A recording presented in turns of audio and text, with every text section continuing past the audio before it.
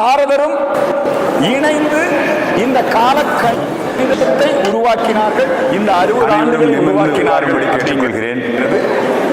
நம்ம நாட்டில் புராணங்கள் மூலமாக, இதிகாசங்கள் மூலமாக நாம் தெரிந்து கொள்கின்ற செய்தி நடைபெற்றுக் கொண்டிருக்கிறது. நமக்கு புத்தாண்டு ஜனவரி 1 சிவபெருமானுக்கு பாலாபிஷேகம் ஜனவரி 1 அப்படிங்கிறது இந்த நேரத்தில் ஐரோப்பிய நாடுகள் கிரிகோரியன் காலண்டர் நாம் அனைவரும் அந்த ஜனவரி 1 தியானி ஐரோப்பியர்கள் கிறிஸ்தவர்கள் எங்கே இருக்கின்றார்களோ அப்படிங்கிற அந்த ஓங்கார அந்த உச்சாரணம் 5 முறை என்னோடு சேர்ந்து கிறிஸ்து பிறப்பதற்கு முன் நல்ல அகரம் உகரம் மகரம் 3 உச்சரிப்பும் வரணும். ஓம்காரம் சேர்ந்து சொல்லுவோமா?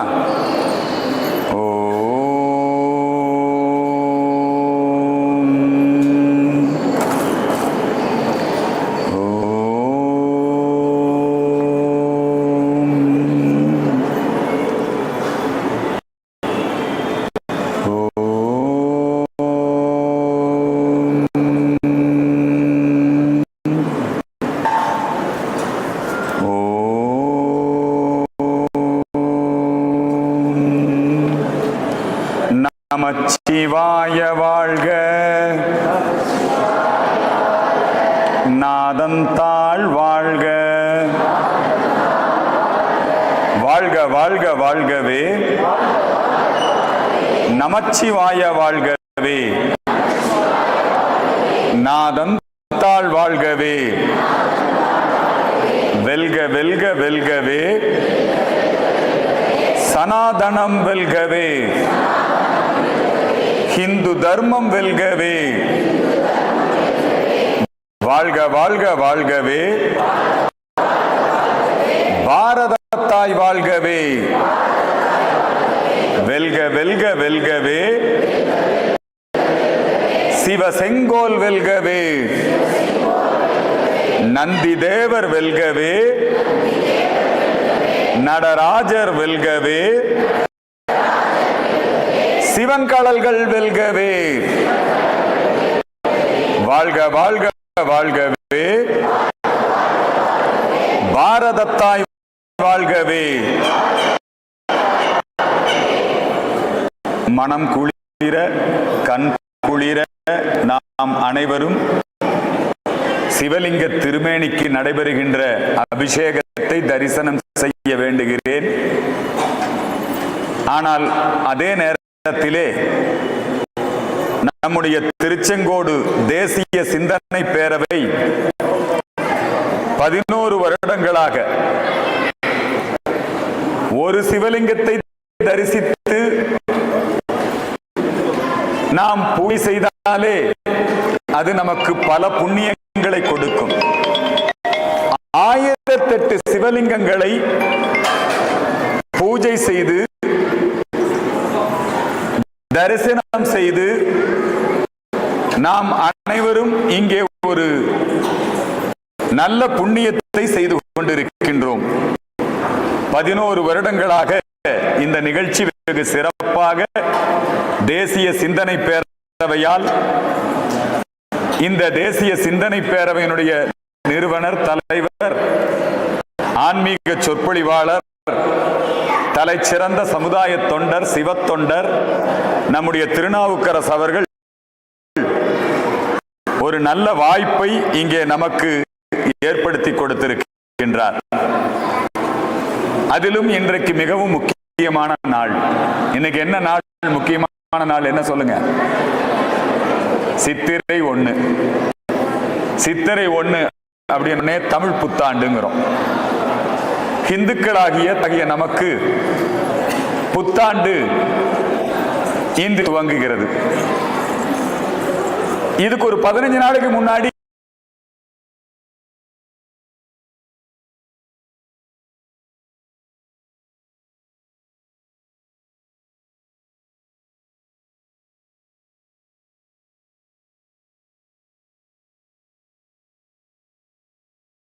காலமாக கடைபிடிக்கப்படுகிறது, சங்க இலக்கியங்களிலே இருக்கின்றது. இந்த சித்திரை மாதம் அப்படின்னாலே சூரியனுக்கு பவர் அதிகம். சித்திரை மாதம் அப்படின்னு ஏன் சொல்றோம்னா சித்திரை நட்சத்திரத்துல பௌர்ணமி வரும். வைகாசி மாதம்னு ஏன் சொல்றோம்? வைகாசி நட்சத்திரத்துல பௌர்ணமி வரும். பௌர்ணமி எந்த நட்சத்திரத்துல வருதோ அந்த நட்சத்திரத்துடைய பெயர் தான் அந்த மாதத்துடைய பெயர். இப்பொழுது நமக்கு பிறந்திருப்பது குரோதி ஆண்டு. நமக்கு பிறந்திருக்கிற ஆண்டு பேர் என்ன? குரோதி ஆண்டு. 60 ஆண்டுகள், அதுக்கப்புறம் திரும்பவும் குரோதி ஆண்டு வரும். 60 ஆண்டுகளுக்கும் 60 பெயர் இருக்கு. எம்பெருமான் பகவான் கிருஷ்ண பரமாத்மாவும் நாரதரும் இணைந்து இந்த கால கணிதத்தை உருவாக்கினார்கள். இந்த 60 ஆண்டுகளை உருவாக்கினார்கள் அப்படிங்கிறது நம்ம நாட்டில் புராணங்கள் மூலமாக, இதிகாசங்கள் மூலமாக நாம் தெரிந்து கொள்ளுகின்ற செய்தி. நமக்கு புத்தாண்டு ஜனவரி 1 கிடையாது. ஜனவரி 1 அப்படிங்கிறது அது ஐரோப்பிய நாடுகள், கிரிகோரியன் கேலண்டர். அந்த ஜனவரி 1 உலகத்தில் ஐரோப்பியர்கள், கிறிஸ்தவர்கள் எங்கே இருக்கின்றார்களோ அவர்கள் அதை பின்பற்றுவார்கள்.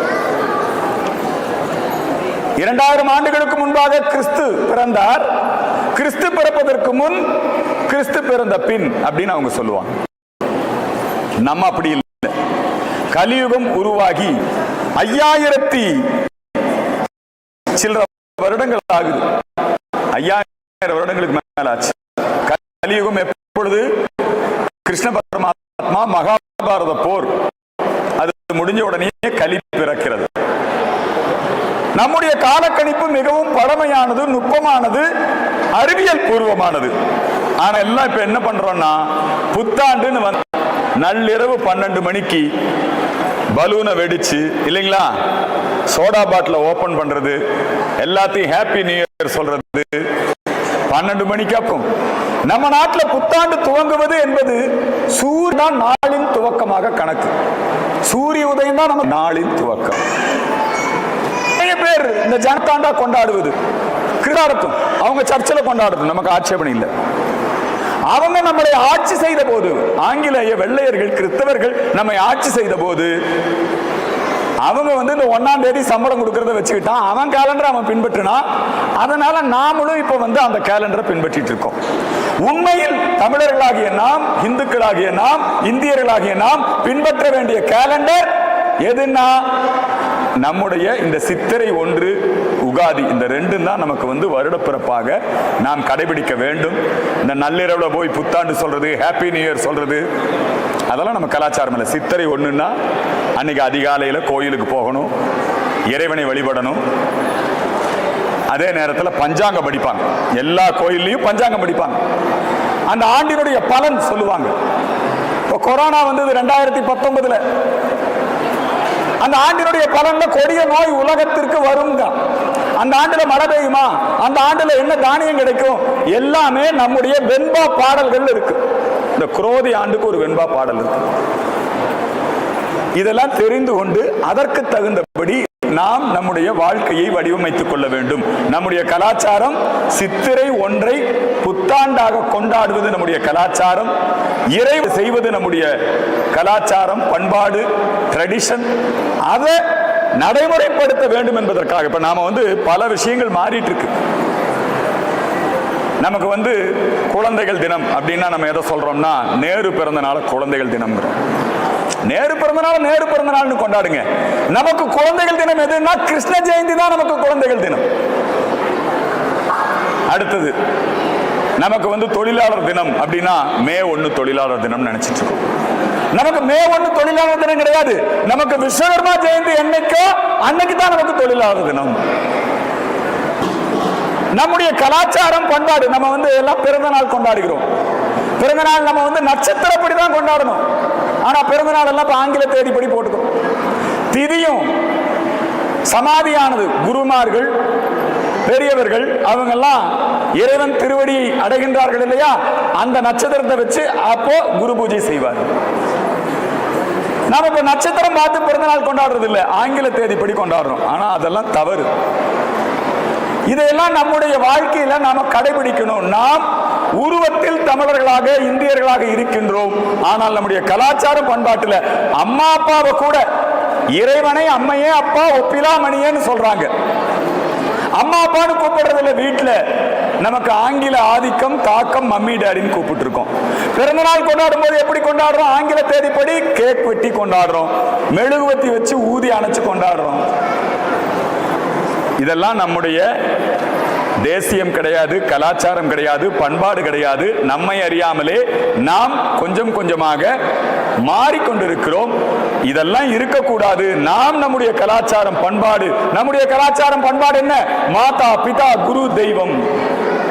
நம்முடைய கலாச்சாரம் பண்பாடு என்ன? அறம் பொருள் இன்பம் வீடு பேறு. இதுதான் நாம பின்பற்ற வேண்டிய நல்ல விஷயம். அந்த நல்ல விஷயம் நம்முடைய மக்களுக்கு கிடைக்க வேண்டும் என்பதற்காகத்தான் ஒவ்வொரு வருடமும் நாம எல்லோருமே இறை நம்பிக்கையாளர்கள், சிவபக்தர்கள், அதுவும் இந்த புண்ணிய பூமியாம் சிவபூமியாம் அம்மையப்பன் இருக்கக்கூடிய மாதொரு பாகம் வீற்றிருக்கக்கூடிய இந்த ஊர்ல பிறந்த நமக்கு இந்த சித்திரை 1ஆம் தேதி இப்படி ஒரு நல்ல வாய்ப்பை ஏற்படுத்தி கொடுத்திருக்கிறார்கள் தேசிய சிந்தனை பேரவையின் சார்பிலே. தேசிய சிந்தனை பேரவை இங்க தேசிய கொடியை முன்னிறுத்தி, தேசியம் என்ன? இந்தியா நமது நாடு. இந்த மூவர்ண கொடி நம்முடைய கொடி, காவி கொடி நம்முடைய தர்மத்தின் கொடி. இங்க இருக்கக்கூடிய காவிரி, தென்பெண்ணை, பாலாறு, வைகை, இதெல்லாம் நீரெல்லாம் கங்கை. சொல்லுங்க, நீரெல்லாம் கங்கை. சத்தமா சொல்லுங்க, நீரெல்லாம் கங்கை, நிலமெல்லாம் காசி, மண்ணெல்லாம் திருநீரு, கல்லெல்லாம் சிவலிங்கம், தேசமே தெய்வம். நம்முடைய தேசத்தை பத்தி நம்ம தெரிஞ்சுக்கணும். நம்முடைய தேசம் புனிதமான தேசம். நம்முடைய தேசிய தலைவர்களை நாம் தெரிந்து கொள்ள வேண்டும். இந்த நாடு ஒன்றியம் அல்ல, இந்த நாடு திராவிடம் அல்ல, இந்த நாடு பாரத நாடு. பாரத பூமி பழம்பெரும் பூமி, நீரதன் புதல்வர். பாருக்குள்ளே நல்ல நாடு எங்கள் பாரத நாடு, பாரத தேசம் என்று பெயர் சொல்லுவோம். இதுதான் தேசிய சிந்தனை பேரவையினுடைய கொள்கை. அதனாலதான் நம்ம நாட்டில் இருக்கிற ஜோதிர்லிங்கங்களுக்கெல்லாம் உங்களை யாத்திரை அழைச்சிட்டு போறார். எல்லா காசி யாத்திரை அழைச்சிட்டு போனார். நம்முடைய பாரத பிரதமர் நரேந்திர மோடி அவர்கள் காசி தமிழ் சங்கமம் நடத்தினார். காசி தமிழ் சங்கமம் கங்கையும் இல்லாமல், கங்கை காவிரி இதெல்லாம் தென்னாட்டு கங்கைமாங்க. காவிரியை காவேரி மாதா இங்க வச்சிருக்கிறோம். இங்க வச்சிருக்கீங்களா? வச்சிருப்பீங்களா? காவிரி மாதா. இப்படி நமது நாட்டினுடைய நதிகள், நமது நாட்டினுடைய மலைகள், நமது நாட்டினுடைய புண்ணிய சேத்திரங்கள், இவற்றையெல்லாம் நாம் தெரிந்து கொள்ள வேண்டும். நமது நாட்டின் சுதந்திரத்திற்காக போராடிய பாடுபட்ட அந்த தலைவர்களின் வரலாறுகளை தெரிந்து கொள்ள வேண்டும். நமது சமய சின்னங்களை போற்ற வேண்டும்.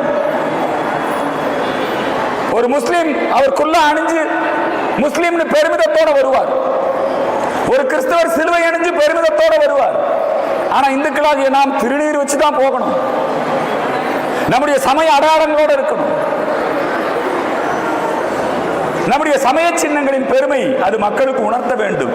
இது மாதிரி நல்ல நோக்கங்களோட தேசிய சிந்தனை பேரவை இயங்கிக் கொண்டிருக்கிறது. நாம் எல்லாருமே 100% வாக்களிக்கணும். எல்லாருமே 100%. நல்லா சொல்லுங்க. நாம எல்லாரும் இங்க வந்திருக்கிற அத்தனை பேரும் நீங்க உங்களுக்கு பிடிச்ச கட்சிக்கு ஓட்டு போடுங்க. உங்களுக்கு ஆனா ஓட்டு போடாம இருக்காதீங்க.